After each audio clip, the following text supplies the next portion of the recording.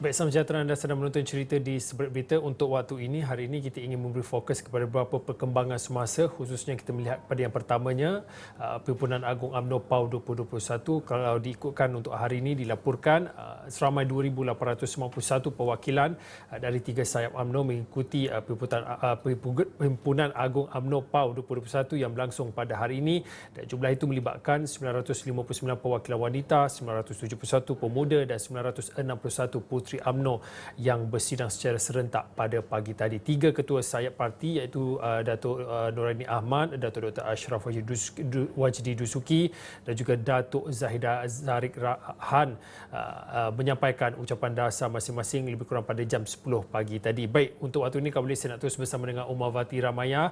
Umawati, mungkin boleh dikongsikan untuk hari ini kalau boleh dirangkumkan ucapan dasar dan juga perbahasan ucapan dasar bagi ketua-ketua sayap-sayap Parti UMNO pada hari ini.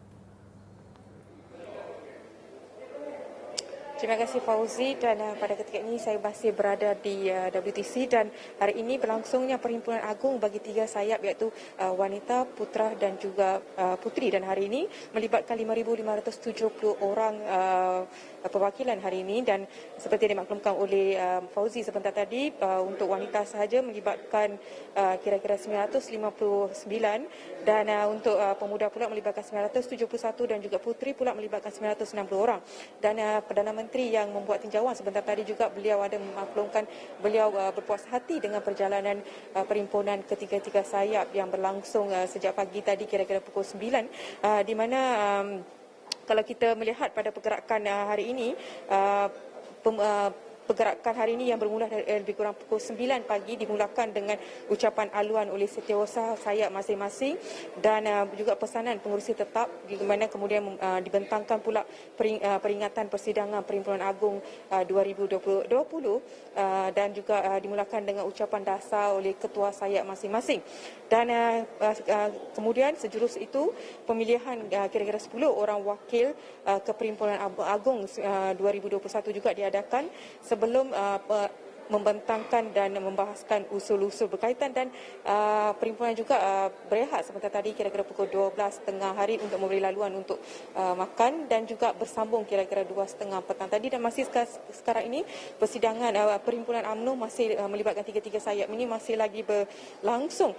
Dan kalau ditanyakan perjalanan PAU hari ini kelihatan sedikit ceria, kembali ceria seperti mana jatuhnya kerajaan Barisan Nasional sebelum 2018 yang sebelum ini, dan ya mungkin sebab rentetan daripada kemenangan Barisan Nasional dalam pilihan raya negeri berturut-turut, terutamanya dan Melaka dan juga Johor baru-baru ini, dan semangat itu kita dapat melihat di muka wajah-wajah perwakilan sendiri, di mana 2018, 2019 dan 2020 Perhimpunan Agung diadakan, dan 2020 menyaksikan Perhimpunan Agung diadakan secara hybrid, di mana gabungan antara online dan juga fizikal, dan mungkin itu menyaksikan sedikit perbezaan berbanding hari ini. Dan hari ini keceriaan di sini agak kembali seperti seolah-olah sebelum 2018, dan akan menjadi, dan apa yang menjadi isu fokus hari ini tentunya pelantikan Menteri Besar Johor dan juga desakan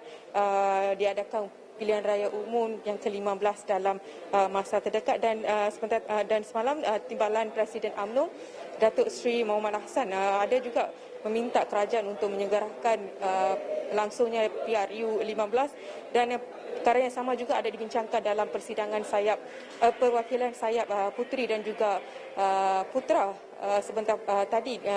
Namun dalam perwakilan sayap wanita saya melihat ada berlakunya sedikit perbezaan dari segi usul yang disampaikan, di mana ketua wanita sebentar tadi meminta agak alih-alih wanita supaya agak memberi ruang kepada Perdana Menteri sekurang-kurangnya sehingga Julai tahun ini sebagai memberi penghormatan kepada MOU yang ditandatangani dan melibatkan pembangkang dan juga kerajaan.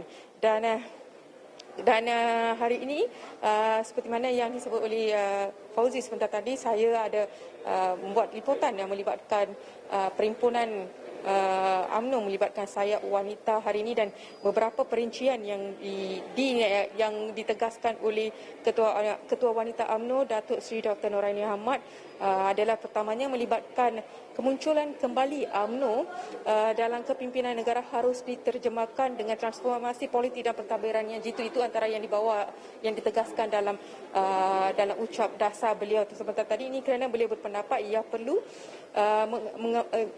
dalam untuk kembalikan keyakinan rakyat terhadap parti selepas melalui episod kekalahan dalam PRN 14 sebelum ini. Dan sementara itu, sayap wanita UMNO juga berharap agar trend pencalonan wanita untuk terus dipertingkatkan dalam PRN ke-15, kerana kita mendapati kemenangan telah berjaya dibuktikan dalam PRN Johor dan juga PRN Melaka, di mana kesemua calon wanita yang dipertandingkan dari Barisan Nasional maupun UMNO menang secara keseluruhan. Dan misalnya dalam PRU 14 beliau ada membangkitkan isu ini, di mana calon wanita hanya mewakili kira-kira 11.7%, dan daripada keseluruhan calon yang ditampilkan, dan itu adalah agak sedikit berbanding dengan apa yang digelupkan, diminta kita sekurang-kurangnya 30% wanita ditampilkan sama ada dalam politik ataupun melibatkan pekerjaan dan sebagainya.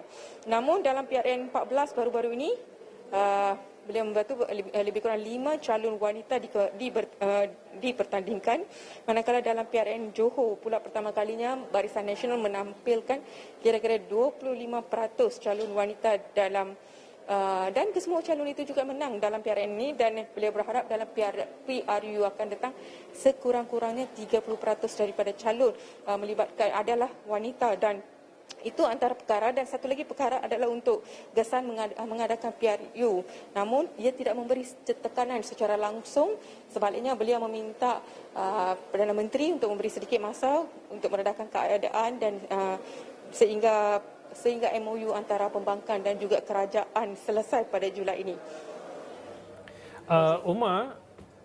Umar, selain pada kita melihat kepada perkembangan ataupun perjalanan bagi Perhimpunan Agung UMNO dan telah pun dinyatakan dan dikongsikan oleh Umar seperti tadi secara terperincinya intipati ucapan dasar yang disampaikan oleh Ketua Pemuda Puteri dan juga seperti tadi adalah Ketua Wanita.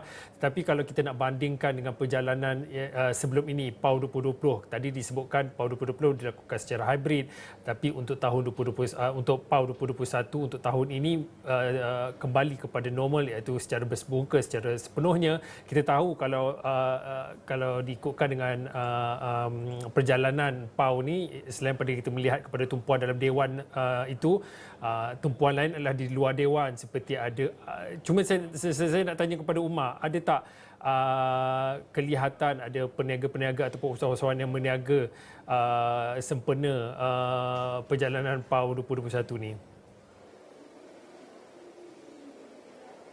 Ya, benar Fauzi, seperti yang kalau Fauzi sempat untuk datang ke WTC dalam 3 hari ini, mungkin Fauzi sendiri boleh merasakan kembali keceriaan sebelum tumbangnya kerajaan, di mana kita boleh melihat booth-booth bukan saja di dalam, padahal di luar Dewan WTC ini sendiri. Dan saya rasa agak elok saya untuk dapatkan perincian lanjut dengan salah seorang perwakilan yang hadir hari ini, iaitu Ketua UMNO bahagian Kota Kinabalu, Musliati Muslimin. Beliau juga adalah merangkap Ketua Wanita UMNO bahagian Kota Kinabalu. Silakan Musliati. Terima kasih Musliati untuk bersama-sama dengan Extra Awani hari ini. Okey, sama-sama. Terima kasih atas jemputan. Okey Musliati, mungkin boleh kongsikan macam tahun lepas kita tengok perhimpunan PAU ni dilakukan secara hybrid, iaitu melibatkan fizikal dan juga sebahagiannya daripada online. Dan mungkin Musliati sendiri boleh berkongsi macam mana semangat itu, bagaimana dari segi penglibatan Musliati sendiri dalam PAU pada kali ini? Saya lihat pada tahun 2020 kita mengadakan persidangan Perhimpunan Agung UMNO secara hybrid, tetapi suasananya agak berbeza pada kali ini, di mana kita perhimpunan kali ini diadakan secara bersemuka, di mana hybrid ni faham-faham jelah dengan situasi yang sangat hambar, yang tidak seceria apa yang berlaku dan semeriah apa yang berlaku hari ini. Lebih-lebih semangat ini yang kita bawa daripada Pilihan Raya Negeri Johor yang baru je berlaku dan terus diadakan Perhimpunan Agung. Kita lihat suasana di sini agak meriah dengan kehadiran begitu ramai perwakilan seluruh negara dan termasuk ada juga pemerhati yang datang untuk melihat sendiri, untuk merasai sendiri suasana tersebut. Okey. Jadi mungkin Musliati boleh kongsikan sebelum tumbangnya kerajaan BN Barisan Nasional dan sekarang mungkin boleh bagikan perincian sedikit apa perbezaan yang Musliati sendiri boleh melihat.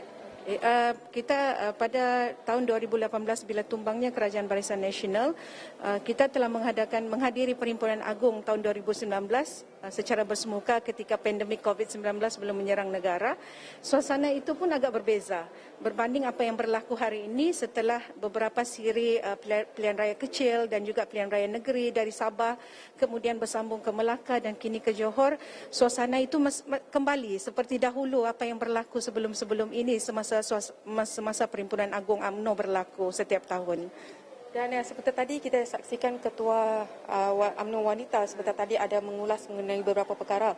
Mungkin sebagai perwakilan dari Kota Kinabalu sendiri, mungkin Musliati boleh berkongsi pengalaman dan juga perincian sedikit mengenai ucap dasar Datuk Seri Dr. Noraini Ahmad seperti tadi. Okey. Berdasarkan ucapan dasar yang telah disampaikan oleh Datuk Seri Dr. Noraini Ahmad selaku Ketua Wanita UMNO Malaysia, ada beberapa perkara yang beliau tekankan, iaitu perjuangan wanita ini dari segi ekonomi, pendidikan dan juga kebajikan. Yang saya lihat fokusnya agak orang bilang bukan sahaja tertumpu kepada ahli-ahli parti tetapi mereka yang berada di luar sana. Contoh dia sebagai perjuangan ekonomi, saya lihat walaupun ramai golongan wanita ini sebagai telah dilantik ke beberapa jawatan sebagai lembaga pengarah ataupun di mana-mana agensi dan juga JLC kerajaan tetapi ataupun golongan korporat, tetapi saya lihat dari segi politik dan juga pembuat dasar dalam golongan politik ni agak masih kurang. Golongan masih lagi di dalam kategori yang terpencil untuk wanita. Jadi bila ucapan dasar yang beliau sampaikan tadi, beliau mengharapkan wanita ini dibagi peluang sebagai salah seorang juga orang yang akan menjadi pembuat dasar terutama golongan politik ni, perkara-perkara berkaitan dengan politik. Jadi daripada segi pendidikan, saya lihat apa yang telah diusahakan oleh Datuk Ketua Wanita UMNO Malaysia iaitu pembelajaran sepanjang hayat. Itu satu perkara yang sangat baik sebab mungkin dahulu golongan ini mungkin tidak mampu untuk meneruskan pembelajaran mereka ke peringkat yang lebih tinggi, tetapi bila di saat individu tersebut mendapat orang bilang boleh mampu untuk meneruskan pelajaran, peluang itu masih ada. Macam saya sendiri pun, saya masih belajar sehingga kini sebabkan adanya perkara yang telah pun diusahakan, diperkenalkan oleh Datuk Seri Noraini sebagai Menteri Pengajian Tinggi yang memperkenalkan pembelajaran sepanjang hayat. Tidak kira umur kita sampai mana, kita masih sekiranya ada hati dan niat untuk menyambung pelajaran, kita masih meneruskan perkara tersebut. Dari segi kebajikan pula, saya lihat apa yang telah beliau sampaikan tadi, beliau ingin wanita ini mempelopori dari segi kebajikan. Kita sentiasa turun padang memastikan golongan, terutama golongan ibu tunggal ini dapat diperjuangkan ekonomi mereka.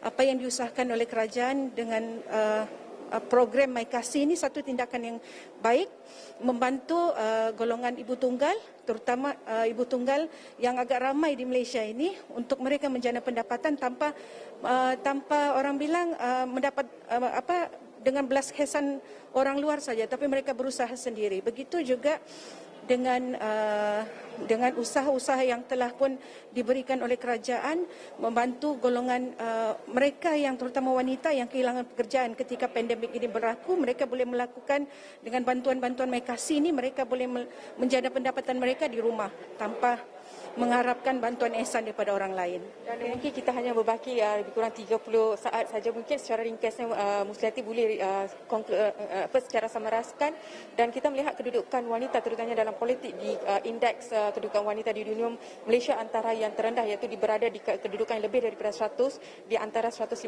buah negara. Dan hari ini juga kita melihat bahawa jika pergerakan pemuda meminta peruntukan kerusi dalam PRN maupun PRU, kita melihat bahawa dalam PRUN 14 14 ataupun dalam PRN Johor dan juga Melaka menyaksikan mereka mendapat peruntukan tambahan. Tapi setakat hari ini kita melihat untuk pergeletan yang diminta oleh pergerakan wanita, sayap wanita ini untuk mendapat 30% penglibatan wanita dalam politik ini masih tidak mendapat telah mendapat mungkin Nursiati boleh komen sedikit secara ringkas.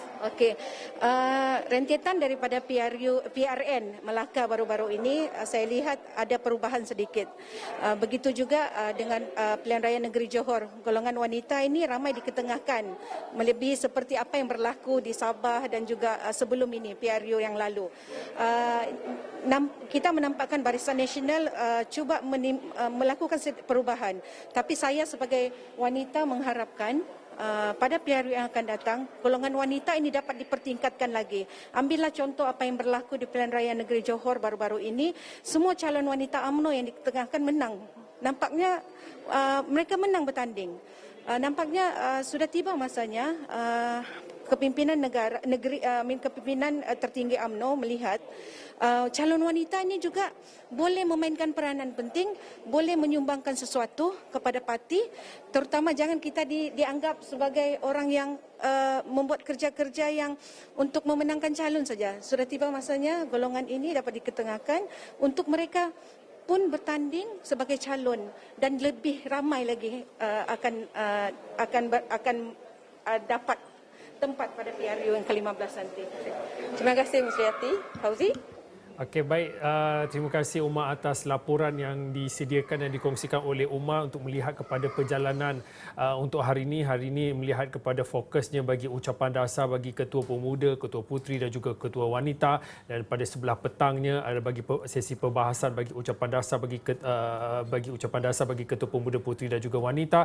Dan pastinya Umar Wati dan juga rakan-rakan lain akan terus berkongsi dan juga membawakan perkembangan semasa laporan Perhimpunan Agung UMNO PAU 2021 khususnya di platform astro.awni.com. Baik, cerita berehat seketika kembali lagi selepas ini.